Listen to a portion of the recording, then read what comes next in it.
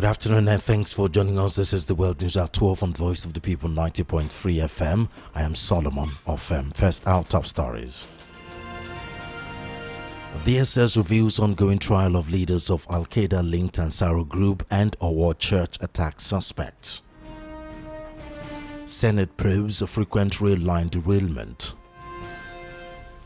NNPC working to increase stake in Dangote refinery to 20% Bio-Julari reveals.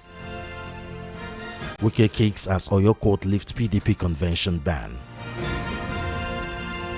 Outside Nigeria, Zoran Mamdani elected at New York City mayor in historic win. And in sports, UFC meets with FBI over weird betting on fight. Those are our top stories. Details coming up in just a moment.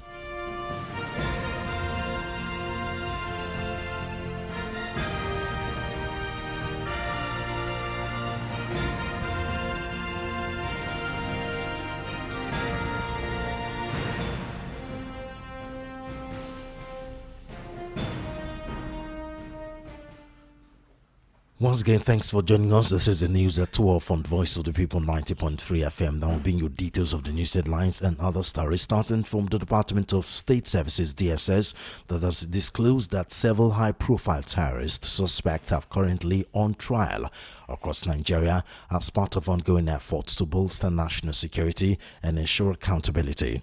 In a statement, the Secret Police revealed that 5 suspects are being prosecuted for the June 2025 attack at St. Francis Catholic Church in Owo, Ondo State, an assault that claimed more than 40 lives. The DSS also confirmed that multiple suspects are facing trial over the June 2025 Yelwata massacre in Benue State, where dozens were killed in a brutal assault. According to DSS Director General Tosin Ajayi, the ongoing prosecutions underscore the resolve of security agencies to bring terrorists and their sponsors to justice in accordance with the rule of law. The agency further disclosed that the Federal High Court in Abuja will on November 19 resume the trial of 2 wanted terror suspects, Mahmoud Muhammad Usman and Abubakar Abba, who were captured during a high-risk operation in July. The duo, believed to be leaders of the Ansaru terrorist group, face a 32-count charge bordering on terrorism financing and illegal mining. Usman has already received a 15-year jail term for one of the offenses, while Abba has pleaded not guilty. The DSS added that the prosecution of Khalid al-Barnawi, the alleged mastermind of the 2011 United Nations building bombing in Abuja, is ongoing alongside 4 accomplices. So far, the agency said more than 125 convicted terrorists have been sentenced since last year, with several other cases still pending in various courts across the country.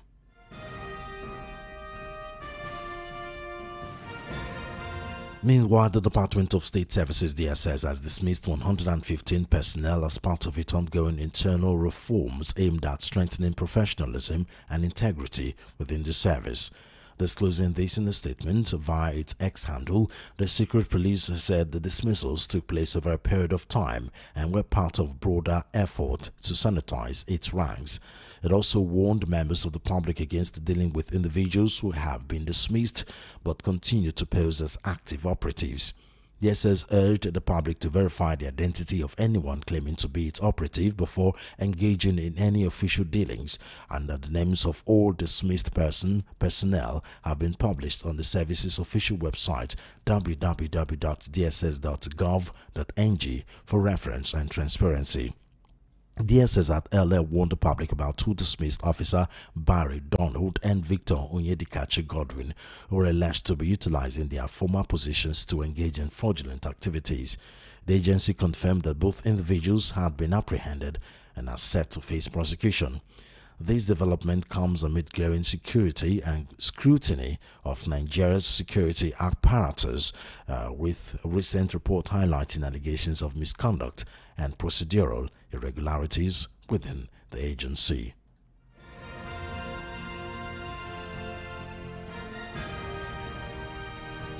The Senate has constituted an ad hoc committee to conduct a comprehensive investigation into the persistent derailment of the country's rail lines.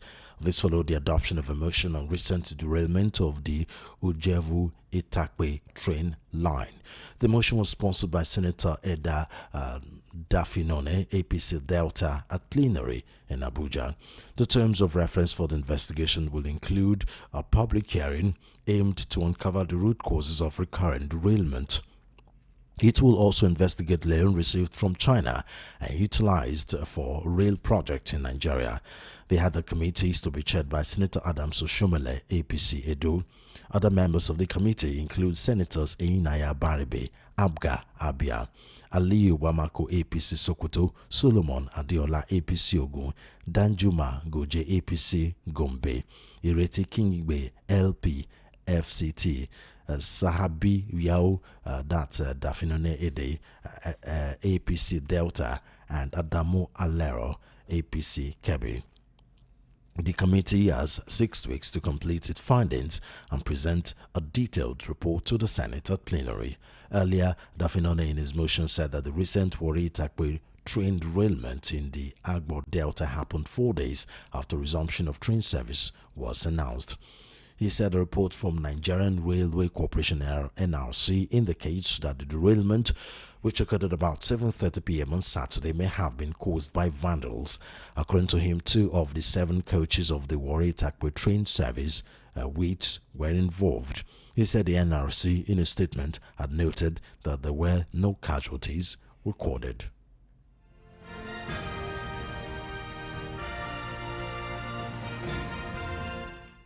The Nigerian National Petroleum Company Limited (NNPCL) has disclosed plans to raise its equity stake in the $20 billion Dangote petroleum refinery to 20% as part of efforts to strengthen Nigeria's domestic refining capacity and consolidate its position in the downstream oil sector.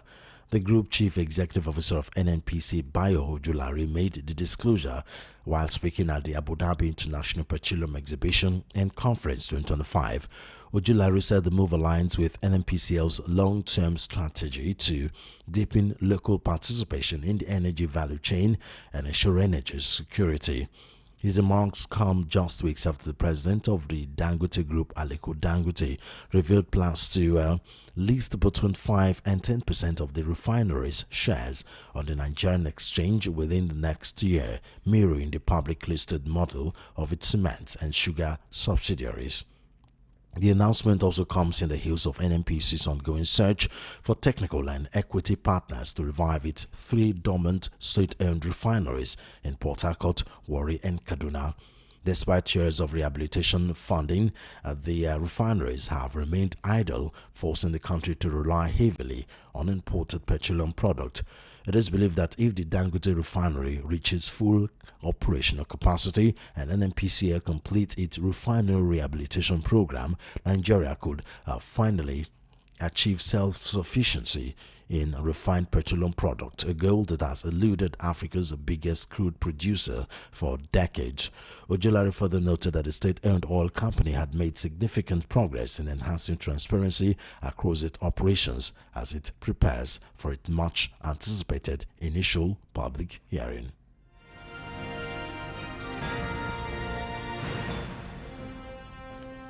The Minister of the Federal Capital Territory, Nyesom Wike, has dismissed Tuesday's ruling of an Oyo State High Court approving the People's Democratic Party's proposed national convention scheduled for Saturday and Sunday, November 15 and 16, 2025, in Ibadan, the Oyo State capital.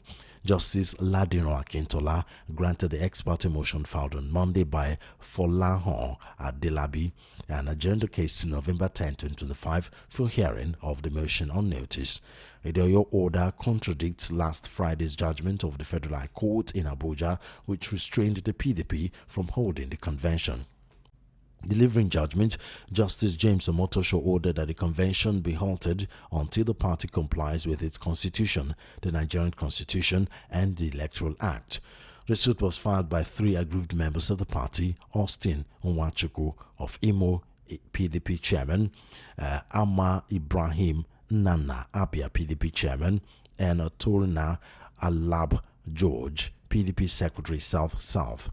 Justice Omotosho directed the PDP to go back and put its house in order and to give the statutory 21-day notice to INEC before it can proceed with the proposed convention. He also restrained INEC from accepting or recognizing the outcome of any national convention that is not conducted in accordance with due process, the law, and INEC's own regulation. Justice Akintola granted all interim orders sought by the claimant, restraining the defendants or their agents from truncating or frustrating the conduct of the party's scheduled national convention. The judge also directed the PDP leadership to strictly follow the guidelines, timetable, and schedule of activities earlier released for the convention and ordered the party and its committees to hold, conduct, and convene the elective national convention as planned in Ibadan pending determination of the motion and notice. He likewise ordered INEC to attend, monitor, and observe the conduct of the convention in line with the Electoral Act.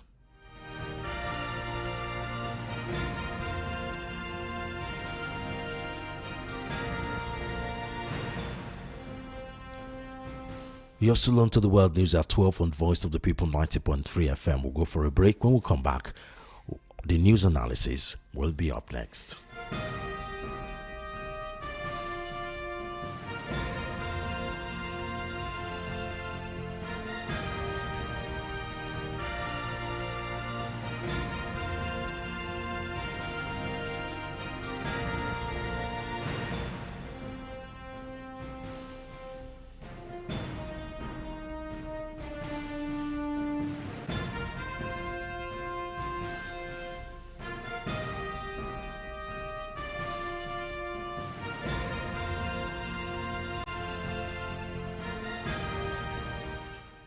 If you're just tuning in, this is Voice of the People 90.3 FM. You're on to the news at 12. Joining me to help analyze the news is Dele Fanimo. He's a current affairs analyst. Mr. Fanimo, thank you very much for joining us on the news at 12. It's always my pleasure.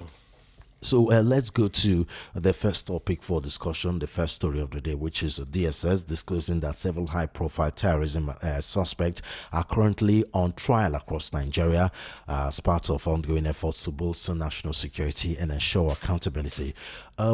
After reading these and so many other stories and from several other media platforms that are reporting the story, what struck me is the fact that the DSS is disclosing this high-profile terrorism and not the media reporting these stories.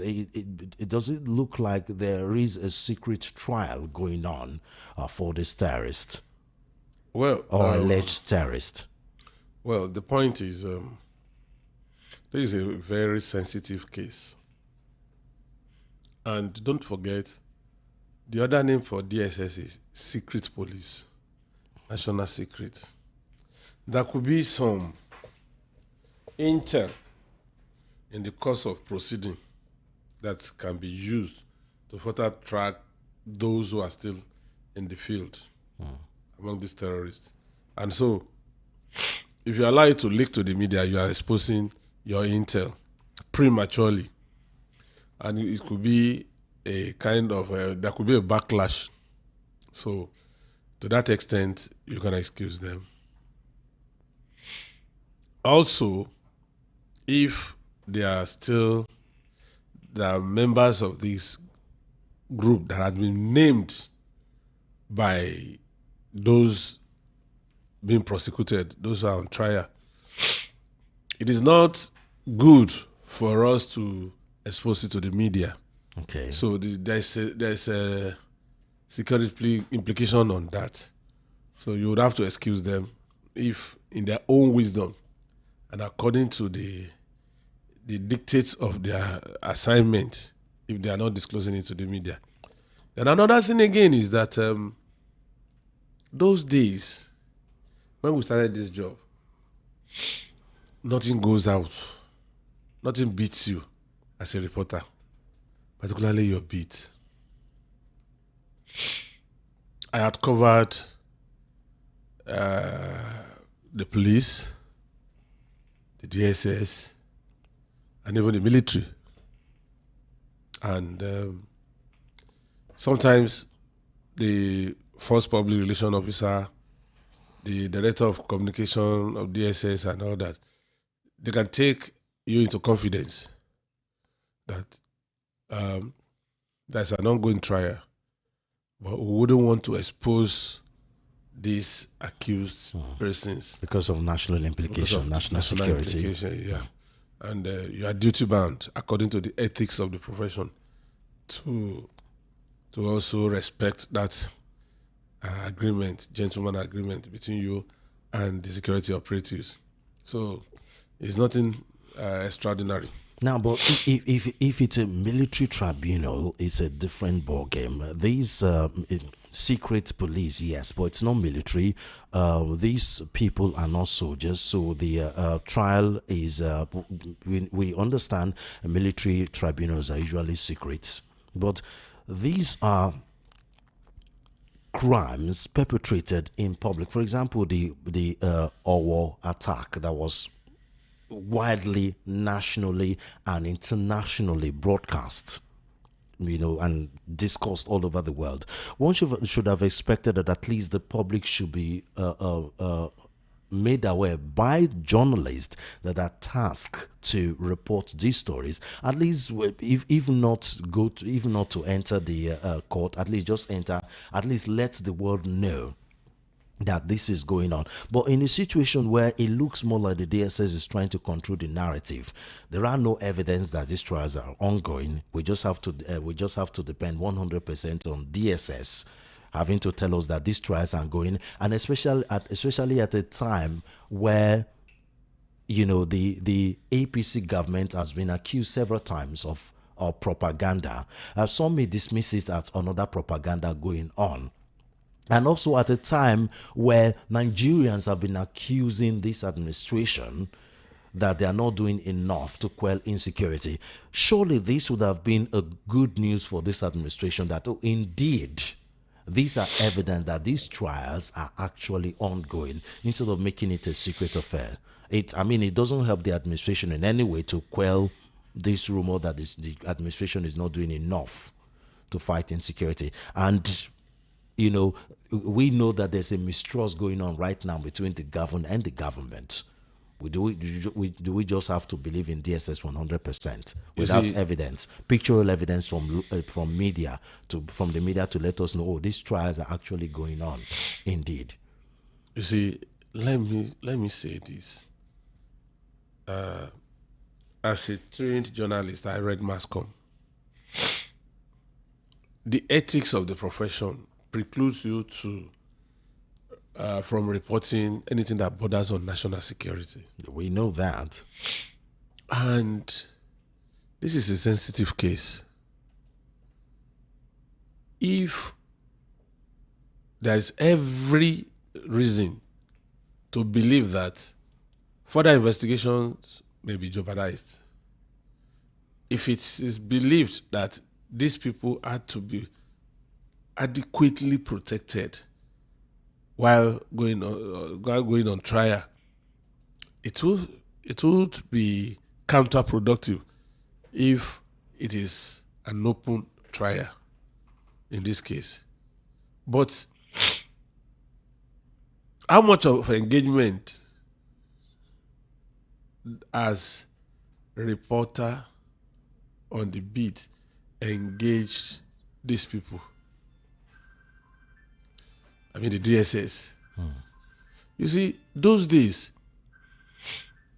every day, 7 days a week, you must be having contact with your beat.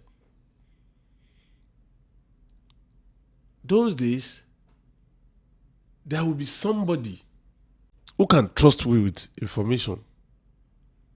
When I was reporting crime beats, some SARS people will call me and that I should come to the police station around 10 o'clock in the night.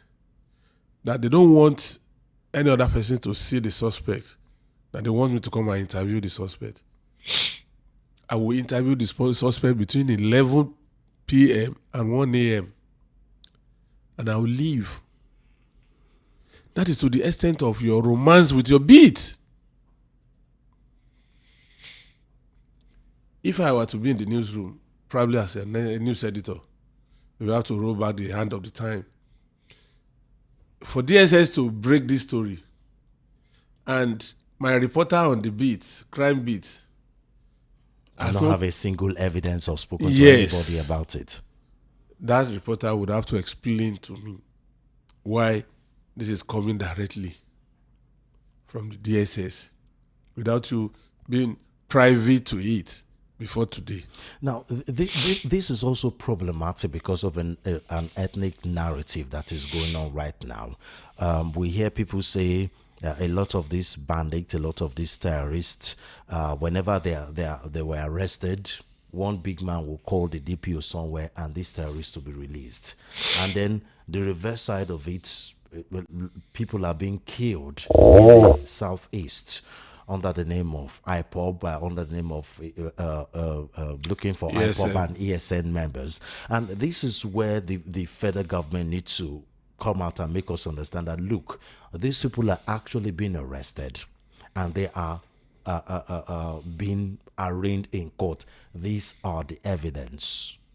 And not just relying solely on DSS having to release a statement You see, in order to quell this tribal rumor going on. when the news broke out some months ago that 7 suspects were arrested in connection with the Owo killing, the news papers, online and everywhere, We saw pictures. yes. But how much of follow-up was has done. the reporter done after that parade? Those days, once you break a story of a high-profile case, you move. If you are not covering judiciary and crime, whoever is covering judiciary, the day you break that story, you officially hand over the prosecution to the judiciary correspondent. The judiciary correspondent has a diary like that of a lawyer. Once you appear in court, overnight cases are not determined that day. They can only take plea where it is not capital offense. If it is capital offense or felony, they cannot take plea. They will just hold you on holding charge and keep that person in prison pending when advice will come from DPP. You would have a diary to follow up. The day of next arraignment, the day of next adjournment, up to the day of judgment. Through that, you are playing your role as the watchdog of the society. Through that, you are keeping Nigerians informed. Now, tell me, how many reporters do this today? I cannot even find one. Once somebody is arraigned, and for crying out loud, you will be surprised that reporters will be waiting for DSS to invite them to come and cover the court. Whereas those days, you are embedded. When I want to cover court cases, that I know that there is restriction. Before I enter the court, my tape is on. And I wear suit. So you assume that I'm a lawyer. I'll sit down in a strategic position. You either assume that I'm a lawyer or state prosecutor. And I'll cover my story, go back to my newsroom, transcribe, and write my story. But how many of our reporters do this? They do cooperative reporting now. What story do you have? There's a press statement from DSS this afternoon. Please send it to me. Some lazy ones will not even bother to read through. They will just erase, Verbatim, copy and paste. Because I mean, more than 125 convicted terrorism. That's huge. It's a huge number. The fact that it's just flying over the head of everyone, it's quite disturbing. Blame the media and practitioners who are supposed to be on top of their game, not DSS. Except DSS wants to make a show of it. That's when they will invite you.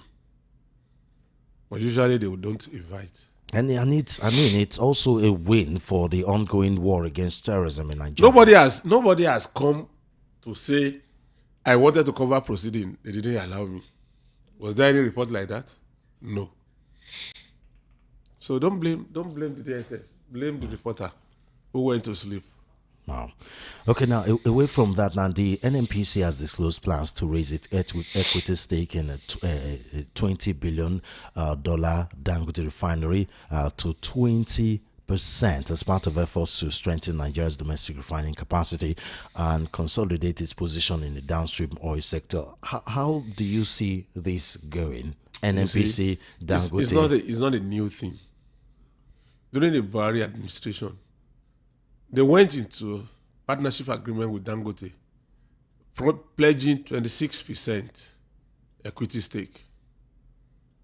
And when Tinubu came, he looked at it and said, look, already at that time, they have invested 7.2%. That is not going to invest further. So now that they are in talks, perhaps they will just add 12.8% equity stake to what is existing. Now you can see the connect between discouraging import. Because it's a way of shoring up our foreign exchange. The volume of cash that we take offshore in dollars impacts negatively on our currency. Sorry. Yeah. Now, the government, Dangote today has 650,000 barrel capacity. And, excuse me, a barrel of crude, you extract between 154 and 157 liters of fuel. Multiply 154, this 50,000 barrels by 154, it will give you 100,000 barrels. Our consumption today in Nigeria hovers between 45 and 48. So if Dangote pumps 100 million and we are consuming 45 to 48, let us even take it as 50. He has 50 to export. Why import again? That's why if a government is even generous, they should have imposed like 40% tariff. Okay. They should have imposed 40% tariff. And then you go, you pay insurance, you pay freight, you pay tariff, you pay for transloading. All these are factored into what you are bringing in. So if your landing cost gets to, that was why somebody was saying last week, petrol will be costlier. I say it's a lie. But petroleum would even go down. Do you know why? By the time you factor all those things, which Dangote or anybody that is joining tomorrow, like Boa with 450,000 barrels, then there is this gain in Ogun State now that is planning to churn out 100,000 barrels. Now, if your landing costs, after factoring all those taxes, insurance, and all that, is 1,050 naira, are you going to go back to 900 that Dangote is selling in Nigeria? Now, if you now display 1,200 or 1,100 at the filling station where they took your stock, and then filling station like Hayden, MRS, Bovas, O&O that are taken from local refineries are displaying 900 naira or less. As a motorist, which one would you patronize? These people are fighting a lost battle. That man. That's why they instigated Pengassin. The person that started that man, Femi Otodola, had come out with a statement that I created that man because I was the first person that constructed a tank farm at a time when he was sole distributor of diesel. Now, these things are no longer sustainable. Sell these tank farms as scrap before it is too late, because the era of importation had gone. But they don't want to agree because of what they do. Now, some of these importers, they import low quality fuel. And to twist Dangote, they said, Dangote's fuel is of low quality, whatever, there's so much sulfur. Now, they subjected it to quality control test. It was found out that it's even higher in quality than what they import. They couldn't win that battle. Today, I have tested it. Somebody, a colleague of mine, told me that, look, try other filling stations. Then try a filling station where Dangote supply fuel. With my car, my Camry hybrid, traveling from Ibadan to Lagos with ordinary fuel, it hovers between 10 and 11 liters. Okay. The day I bought Dangote, it was less than 8 liters. Wow. That's showing the pureness of the quality of the fuel. Now, they couldn't win that battle. Now, they said they were being owed in subsidy. When government has removed subsidy, 1.5 trillion. And Dangote said, well, it's not my business. Wherever you think you can get your subsidy, go ahead and buy and pay. And unfortunately, maybe it's the low level of understanding by some of our latter-day reporters. They just give them press release and dump on Nigerians. They never interrogate. So, what the point is, there was a time, not too long ago, in the broadcast media, that you must have a continuity announcer. DCA. Where is continuity announcer in any radio or TV station anymore? I remember doing Phased out. Yeah. I mean, now it's every radio is DJing. Exactly. Now, even some radio stations now don't even need human beings as DJ. Once you feed your jazzler with the right music and program it, you can play for 24 hours without anybody around the studio. So will you now impose yourself on that radio station or TV station that no, because traditionally there must be DJ, so I am not leaving? In the print where I started my career, there was a time in the newsroom that typists were king and queens. Because when you write your story in longhand, you give to them, you have to buy them groundnut, buy coke, so that they can easily type your story so that you can go home. But the advent of computer phased them out. Then there was this Lito group, those ones that do cut and paste with their knife and sellotape. When computer came, it phased them out. Those who survived by moving to another department. Those who couldn't survive had to go. Yeah. That is what is happening to that man now. They had to go. And go they must. Government wanted, the new government knew that they were going to blackmail. That was why government said, okay, pay if you must import. Because you are going to put pressure on our foreign exchange. Go and import, but you will pay 15% of your import to Nigerian government. It is now left for you. Today, over 20 marketing companies across Nigeria have keyed in into Dangote supply.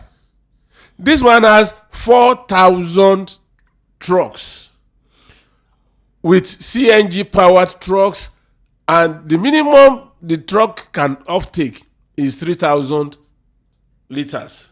Multiply 3,000 liters by 4,000 trucks. That is a lot of supplies. So where are you going to play if you don't find your way around this mix? Now, but the question now is where does the nation's refinery now come in when the NNPCL, instead of looking for a way to either revive the refinery or look for how to dismantle it or create a new refinery or something. Now they are now going in partnership with Dangote refinery. What now happens to the nation's refinery? You see, I don't know if you understand the word abiku or banji. This Dakudaji. in Yoruba myth, abiku means a child that will die prematurely and still reincarnate. That is NNPC. In other words, Dakudaji. Dakudaji. That's the NNPC. And the only way... Then the NNP should come out and make a decision on the refinery. You see? Make a decision once and for all. You know that there is a cabal around the refineries. We know. Do you know that there was a time in this country that an hairdresser was given turnaround maintenance? From the proceeds of that turnaround maintenance, she was able to find her way into the House of Reps. And she later became speaker. How could you imagine giving... A lot of people make easy money from this refinery because they know that the more you pump blood into it, the more hemorrhage you get. And NNPC today is so top heavy. And there is a set of people. You and I cannot have our way in NNPC. You must know somebody that knows somebody to somebody at the top. You see them in NNPC. If you are blindfolded and you are dumped in NNPC and they remove the fold, you would not believe that you are in Nigeria. Those ones, why will you keep them? Fat cats. That's why they have been dilly-dallying about NNPC. NNPC, the calibration cannot work anymore. If you go to Ladipo now, you want to buy spare part, go and look for B2 1,300 spare part. Where will you get? The last time it was manufactured was about 40 years ago. They have closed the plant.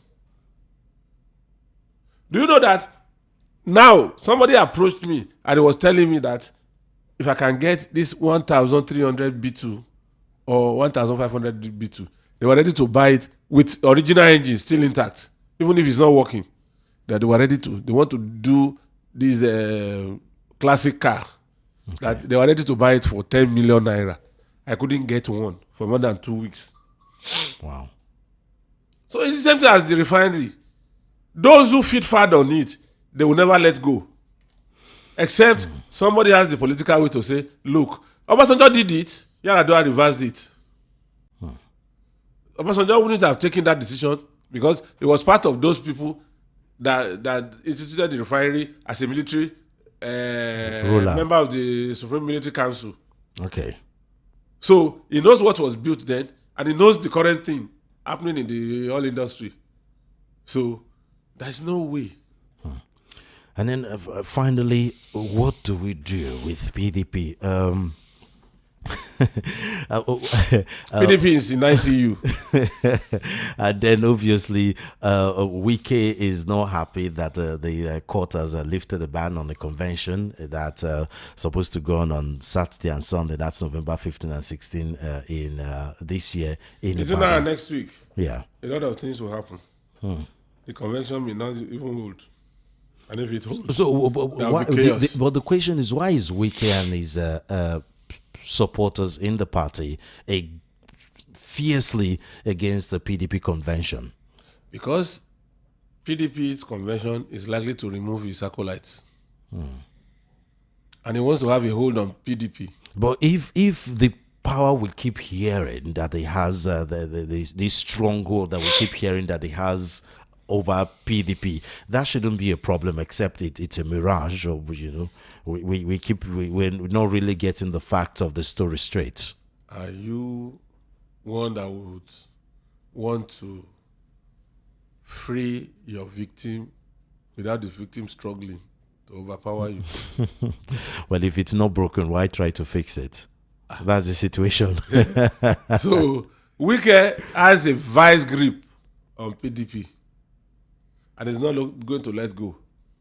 Because those who could challenge Wike, they have all left the PDP. Naira for naira, dollar for dollar. Those who feed from crumbs or Wike's palm are the ones left in PDP. Okay, thank you very much, Mr. Fanimo. It was a pleasure talking to you. Always my pleasure. Sorry with your health. I hope you get well soon. Well, thank you very much. I have a way of coping. Yeah, okay. That was Daily Fanimo, current affairs analyst, talking to us on the news at 12 on Voice of the People 90.3 FM.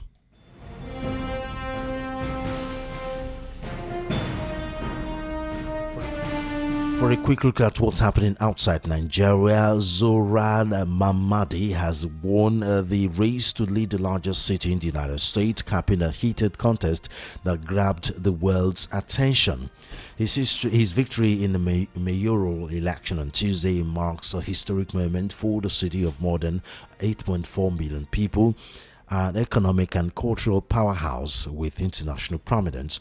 Mandani will be the first Muslim, the first person of South Asian descent, and the first person born in Africa to lead the city. With 90% of the votes counted, Mamdani had a 9% point lead over Cuomo, receiving 1,033,047 votes compared to the former governor's 852,032 votes. Republican candidate Curtis Sliwa had won about 7% of the tallied votes, while voters across the diverse metropolis hailed Mamdani's historic win as a progress. Most of his ardent base had been clear. It is not about his religion or ethnic identity. It is about his laser-focused message of affordability. In front of a sea of campaign signs and yellow beanies, Mamdani appealed to the diverse coalition he mobilized. The race has also taken on a dimension as a bellwether for the future of democratic politics, with Cuomo representing to many the wealthy, donor-dominated establishment of the past, and Mamdani, an avowed democratic socialist, representing the possible way forward for the party. Mamdani had a message for Donald Trump.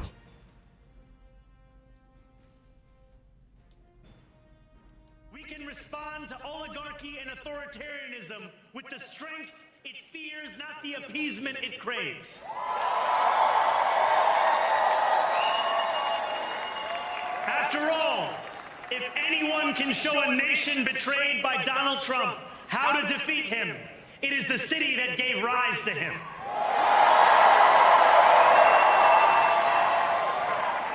And if there is any way to terrify a despot, it is by dismantling the very conditions that allowed him to accumulate power. This is not only how we stop Trump, it's how we stop the next one. So Donald Trump, since I know you're watching, I have 4 words for you. Turn the volume up. New York will remain a city of immigrants, a city built by immigrants, powered by immigrants, and as of tonight, led by an immigrant.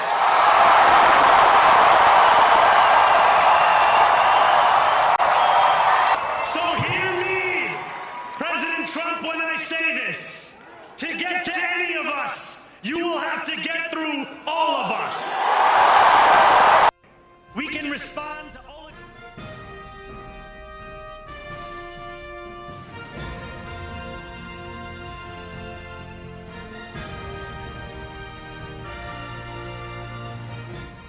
of Still in international news, the United States government shutdown has entered its 36th day, breaking the record for the longest ever in the nation's history and disrupting the lives of millions of Americans. Federal government cuts affecting food assistance, among other critical aspects of everyday life, flight delays, and federal workers nationwide forced to work without pay, were set to continue with no end in sight on Wednesday. Federal agencies have been grinding to a halt since Congress failed to approve funding past September 30, and the pain has been mounting as welfare programs hang in limbo.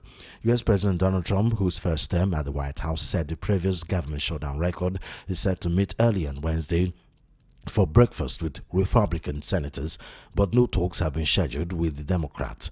Trump has refused to negotiate with Democrats over their demands to salvage expiring health insurance subsidies until they agree to reopen the government, claiming they are extorting him.